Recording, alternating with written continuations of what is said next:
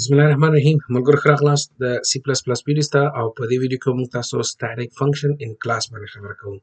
ملګرو سلایډز ته راځو لکه څنګه چې په سلایډز کې موږ په زړه ویډیو کې په static class object باندې خبره وکړه او همداسې static variable in class او اولنۍ ویډیو کې د static keyword موږ تاسو په static variable in function باندې خبره کړې وه. نو دا د static keyword آخري ویډیو ده او په دې ویډیو کې موږ تاسو په static function in class باندې خبره کوو چې static function اصل کې داسې شی. نو like static member or variable of a class, static member function also does not depend on object of a class. ملګرو لکه څنګه چې ما تاسو ته په مخکنی ویډیوز کې ویل دي چې static variable چې دی هغه د class object پورې اړه نه لري. تاسو کولای شئ بغیر د class د object نه تاسو static variable access کړئ. same by same تاسو کولای شئ چې static functions هغه هم بغیر د object نه تاسو هغه access کړئ او یا هم call کړئ. یعنی دا independent دي د object پورې اړه بیخي نه لري. نو او کوم چې موږ سره غیر static یعنی non static variable او non static functions دي هغې لپاره ته باید 100% object جوړ کړې کنه د object نه بغیر ته نشي کولای چې هغه ډیټا یا هغه function ته access کړي او یا هم call کړي. نو مګرو بیا static functions کې یو خبره بل ده چې static function ته کولای شي چې object سره هم call کې خدا recommended نه ده. یعنی تاسو نه باید چې دا کار وکړئ په پروګرامینګ کې. تاسو کولای شئ مستقیمه د کلاس نوم نه دغه static functions call کړئ. صحیح ده. دلته عمده خبره ما په انګلیسي کړې ده. خیر راځو په دې باندې بیا پریکټیکل درته کار هم کوم چې څنګه کار کوي دا. مګر دا ټول نه مهم پوینټ دلته ما بولډ کړی دی چې static functions چې دي هغه یوازې په یوازې static variable access کولی شي. یعنې چې کله هم تاسو سره یو static function وي ته باید چې هغې لپاره static variable یوز کړئ. هغه non static variable یا normal variable نه access کوي. دلته کې هم ما همدغه خبره لیکلې ده. صحیح ده. او همدغه وجه ده چې بیا دې کې تاسو this keyword هم نشئ استعمالولی. It doesn't have any this keyword. کلیر دی ملګرو. راځو په دې باندې پریکټیکل کار کوو. دا خو خیر دویم اگزامپل دی. تاسو دلته وګورئ یو اول اگزامپل دی دې کې ما سره کلاس ټیسټ اول ما سره دا دی. صحیح دی. نو زه راځم دلته په څه شي باندې په static function باندې یو اگزامپل باندې ساده اگزامپل باندې کار کوو. بیا هغې نه پس په یو ریل ټایم اگزامپل باندې کار کوو چې تاسو کله یو په پروژه کار کوئ نو تاسو به static function څنګه استعمالوئ.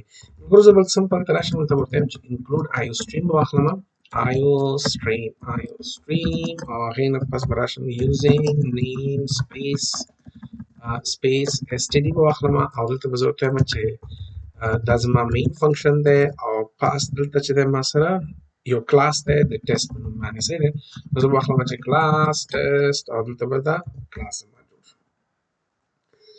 سمپل دی مګر زه بلته راشم دلته به ورته وایم چې ته ما ته اول څه کار وکړه.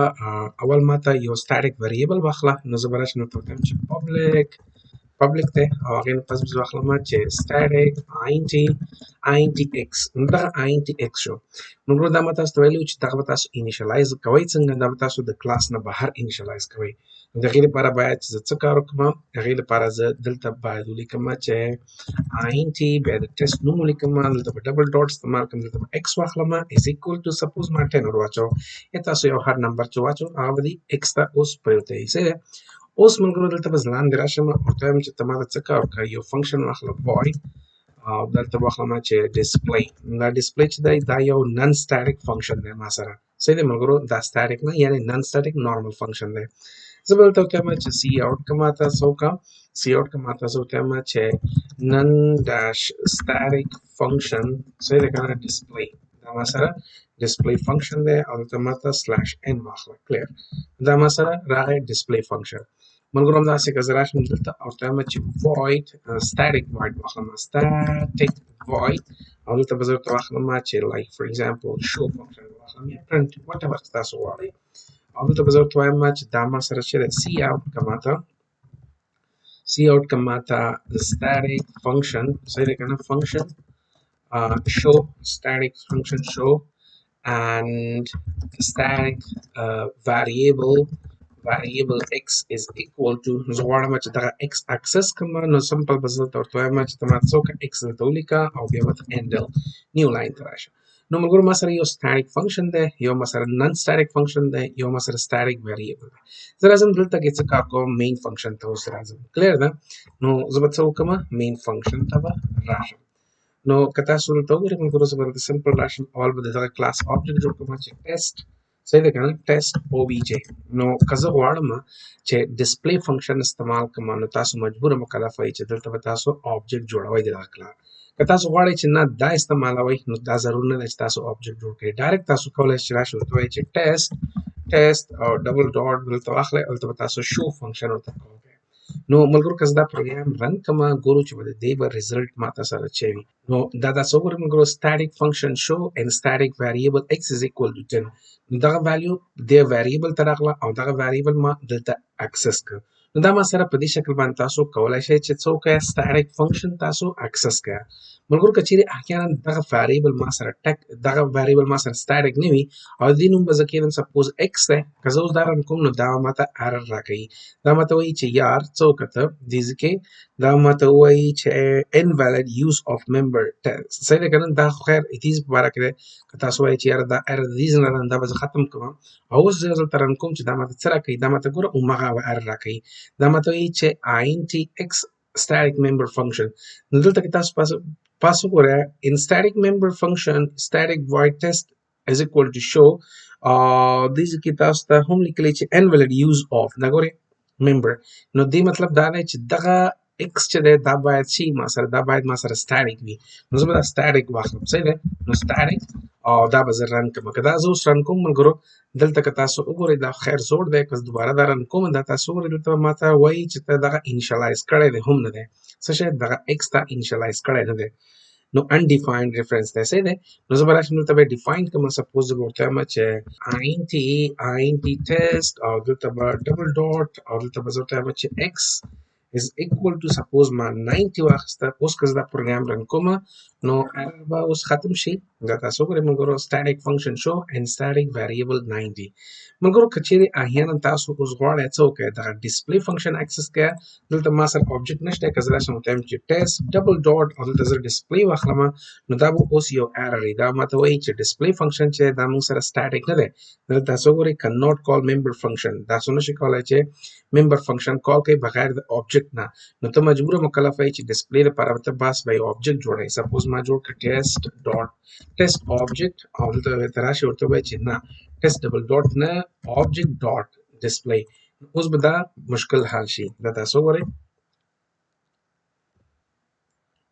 دا مې رن کړ دا وګورئ ملګرو نو static function show and static variable x90 او همداسې non static function display نو اوس دا کال شو.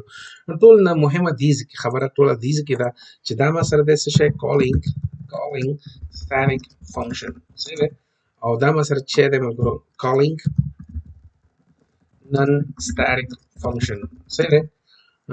error کچېرې for example if you break this about how much error په کوم حالت کې د error کچېرې مثلا test ډبل ډاټ تاسو ډسپلی واخلئ نو دا ما سره نن static function دی او ما د static طریقې نه دا کال کړم دا ما سره error وي صحیح دی ملګرو دا ما سره error دی. نو زه به راشم فی الحال دپاره دا به هم کومنټ کوم صرف تاسو دپاره چې تاسو باید ذهن کې دا خبره کېږي چې په دې شکل باندې تاسو نه باید کال کړئ. او بل ملګرو که څوک درنه پوښتنه وکړي چې آیا دغه آبجیکټ په واسطه باندې زه شو فنکشن کال کولی شم که نه دا ګورئ ملګرو شو آبجیکټ او شو یعنې شو ما سره static فنکشن دی خو ما د آبجیکټ په ترو باندې کال کړ د کلاس په ترو مې نه دی کال کړی نو کولی شم که نه شم کولی. نو د دې جواب دی yes you can call صحیح دی but it is not recommended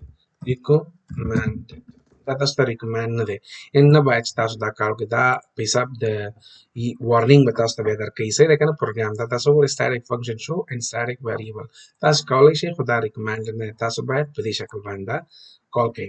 نو ملګرو دا موږ سره static functions په کلاس کې خدای دې وکړي چې څه پرابلم نه وي راځو د دې په یو ریل ټایم یعنې پریکټیکل لایف باندې اګزامپل باندې کار کوو.